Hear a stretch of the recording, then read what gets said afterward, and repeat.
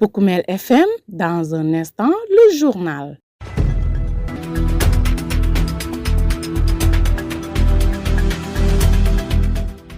Merci de votre constante fidélité sur Poukoumel FM, la 106.0, votre radio au service de toutes les communautés. C'est l'heure de votre point sur l'actualité régionale. À la une de cette principale édition d'information, cinquantenaire du Gamou annuel de Goudomp, le comité d'organisation déjà pleinement mobilisé pour faire du rendez-vous religieux un succès éclatant. À suivre dans un court instant les explications d'Ousmane Diak Baro, membre du comité.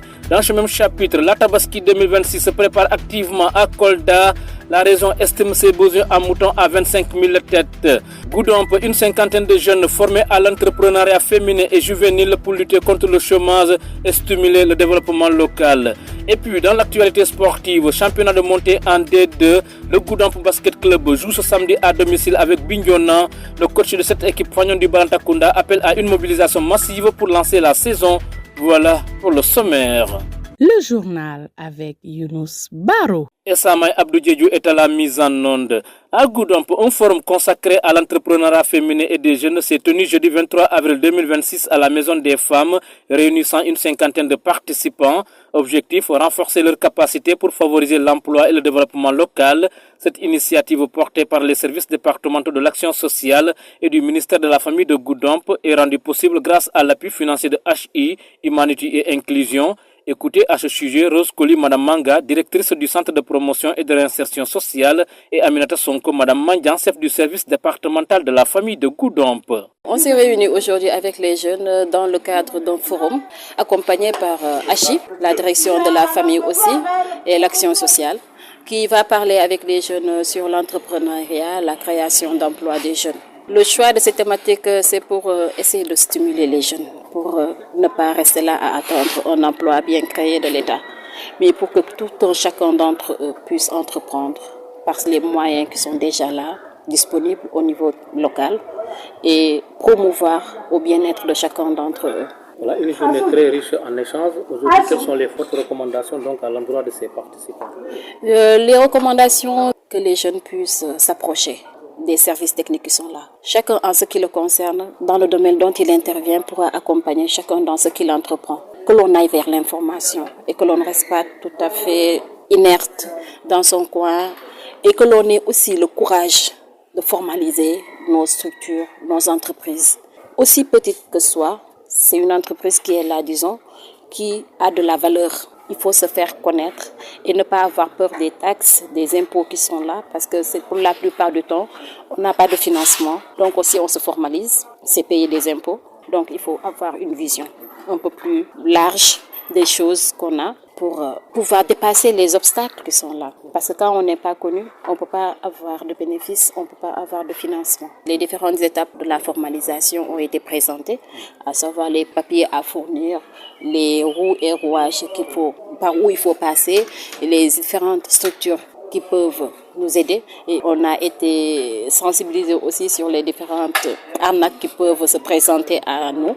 Parce que, il faut dire qu'on a beaucoup de courtiers maintenant dans tous les domaines. Donc, la vigilance a été vraiment tirée. Je remercie le projet qui est Achille, qui a initié cette activité en partenariat avec les services de concentré de la famille, notamment l'action sociale, donc avec lesquels on a travaillé sur le ciblage et sur la convocation de cette activité. Alors, l'objectif était de parler de l'entrepreneuriat de manière générale, de l'entrepreneuriat des jeunes, de l'entrepreneuriat féminin. Dans un contexte où vous venez de le dire, on est dans une zone vraiment marquée par le chômage.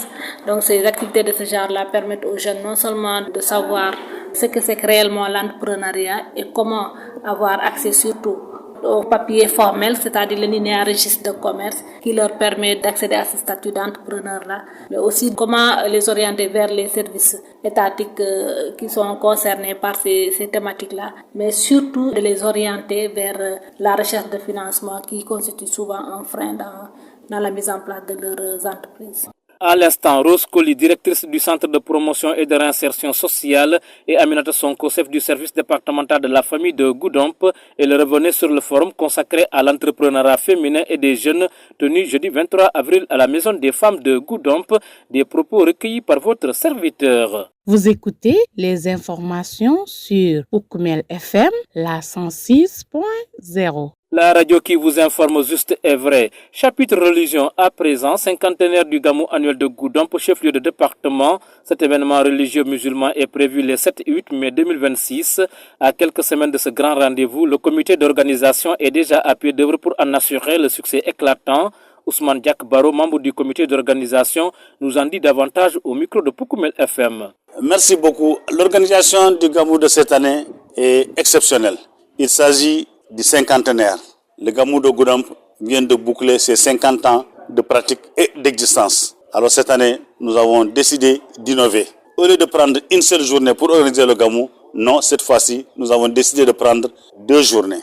La première journée, elle sera consacrée dans un premier temps aux installations le jeudi 7 de 8h jusqu'à 14h. C'est l'installation des bâches et autres. À partir de 16h maintenant, il y aura un colloque, un panel qui sera animé par les anciens et des personnes ressources. Nous allons évoluer, nous arrêter. Le thème c'est Gamou de Goudomp, bilan et perspective. Qu'est-ce que nous avons eu à faire durant 50 ans? Qu'est-ce qu'il y a de bon? Qu'est-ce qu'il y a à améliorer? Comment se projeter dans l'avenir? Donc toutes les populations de Goudomp sont conviées bien sûr à ça, qu'ils soient jeunes, adultes, femmes, filles, tout le monde y est convié. Donc à la suite de ça, c'est à partir de 18h que nous allons faire la cérémonie officielle. Donc l'arrivée des autorités, du ministre, du préfet, du maire, etc.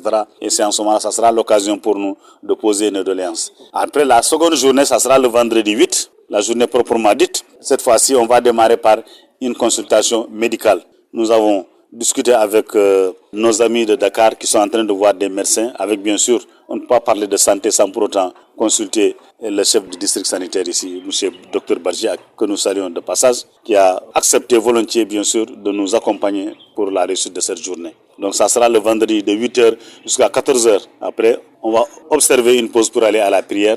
Du retour de la prière, cette fois-ci aussi, chaque fois, parce que chaque année, on a l'habitude de convier nos Mohammedans pour venir bien sûr faire des récitals de Coran. Cette fois-ci, c'est les talibés.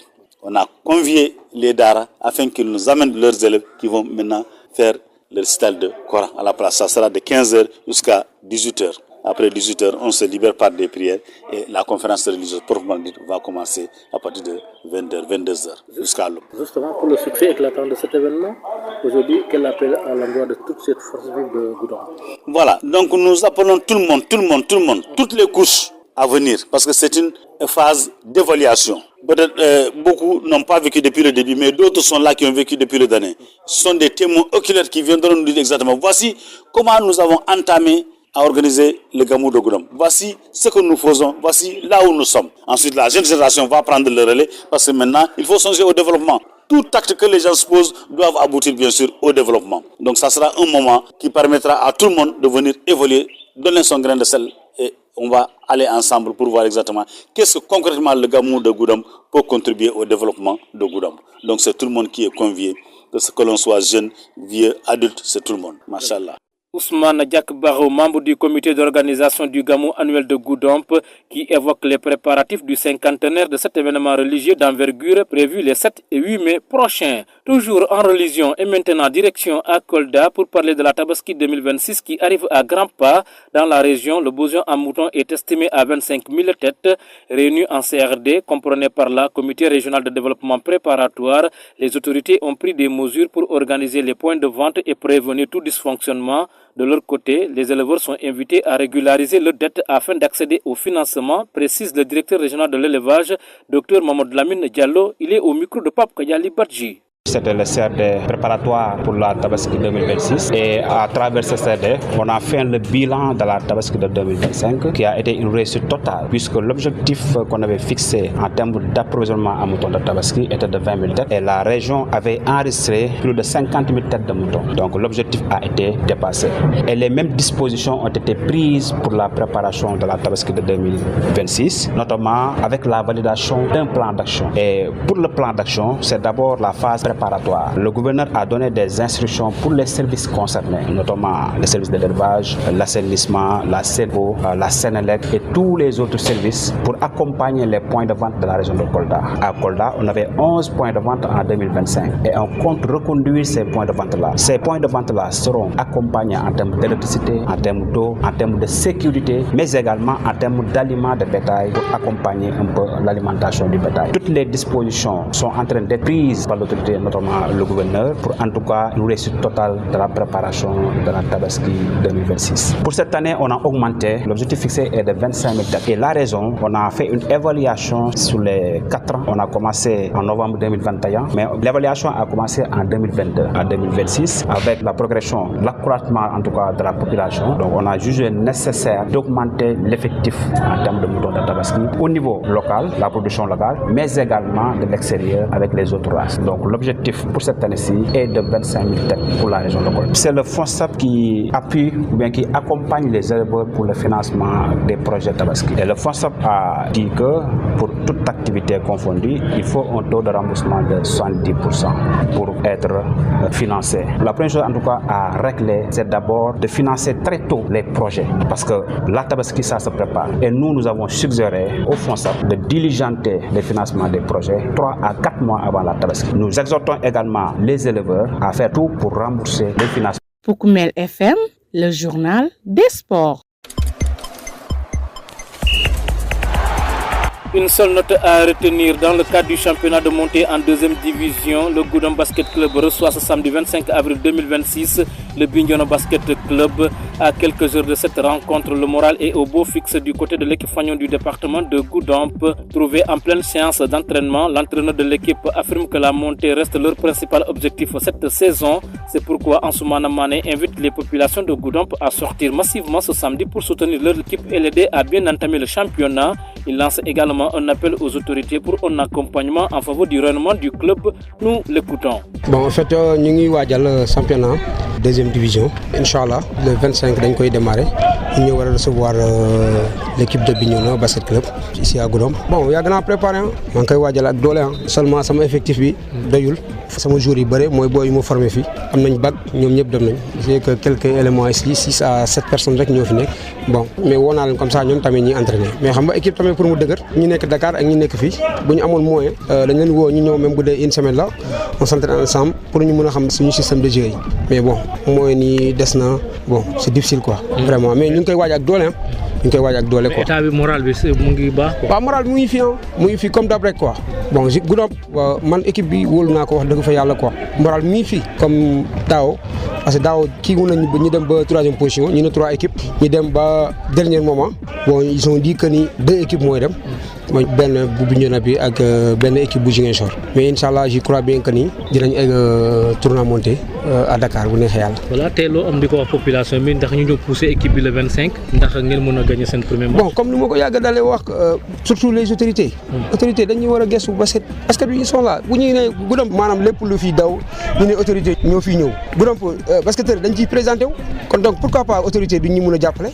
regardez yow gis nga xale yi ñu ngi fii man centre laa yore ak équipe D2 boo xoolee yow mi ñëw si terrain bi bon gis nga xale yi c'est des tout petits suba ñi ñooy Goudomp moi je suis là on sait jamais mën naa fi jógee keneen ñëw c'est la vie quoi autorité ñoom la ñuy ñaan surtout parce que club bi du club Goudomp club départemental la boo xoolee les gars de Samin di ñëw nga gis nga leen terrain tamit dama war a compétir garçon en fille mais ba léegi subvention yi ñuy jox bon du ma yóbbu fenn subvention yi boo ci fayee say engagement et tout lan moo fay des defar say licence presque suñu xaalis bi jeex na te ñu ngi waaj championnat dugg nañ ci championnat bu pare non je fais un appel solennel di woo autorité gars yi mën na ci jàpp chaque année maa ngi koy wax mais du ma gis dara bon bu may remercier ci autorité yi parce que Souleymane Ndiaye bokk nañ ñu doon participer wel moom dañ koy remercier ba tey quoi ñu ngi remercier monsieur le ministre Samet ñu ngi koy remercier bu baax a baax mu gën a gëstuwaat xoolaat Goudomp Basket Club. Les populations du département de Goudomp sont donc invitées à venir massivement ce samedi au terrain de basket pour pousser leur équipe à la victoire et l'aider à bien entamer le championnat de montée en deuxième division. Et c'est tout pour le sport qui referme d'ailleurs ce journal. Voici le rappel de ce qui a fait son essentiel.